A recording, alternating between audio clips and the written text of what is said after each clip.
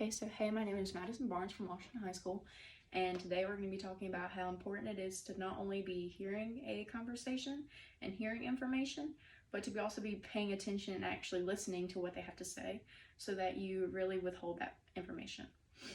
So the first thing that we're going to touch on is the 3 A's. So we have attention, attitude, and adjustment. So of course you want to come prepared. You want to be very attentive, listen to what they're saying. Again, piggybacking off of not only hearing, because you can hear people talk, but if you're not really listening, then you close yourself off from hearing what they have to say and expanding your knowledge. And then we have attitude, and that's basically just coming in with a positive mindset that I'm going to learn something that I don't know at all, and that really helps me personally. And then we have adjustment. So basically just taking a step back and figuring out what I can do to really prepare myself for the next situation and what can I do to adjust from that.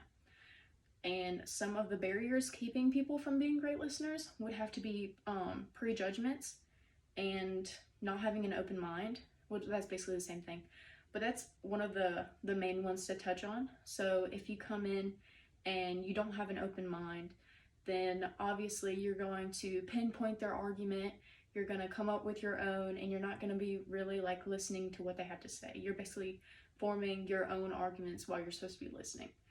And that's one of the main barriers. But some of the strategies, again, becoming open-minded, identifying your distractors is also a really big help.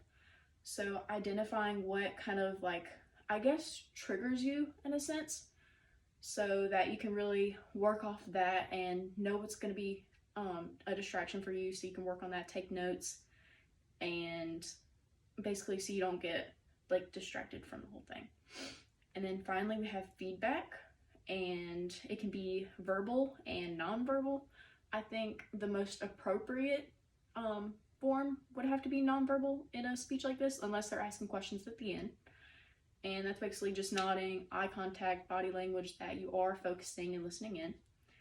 And to conclude from this whole thing, I think it's very important to not only hear but listen to a speech. One of the things that really surprised me was definitely that there is a bunch of different categories and reasons why people aren't great listeners. And I think that really helps me because I can identify what I'm struggling with and work on that. So thank you.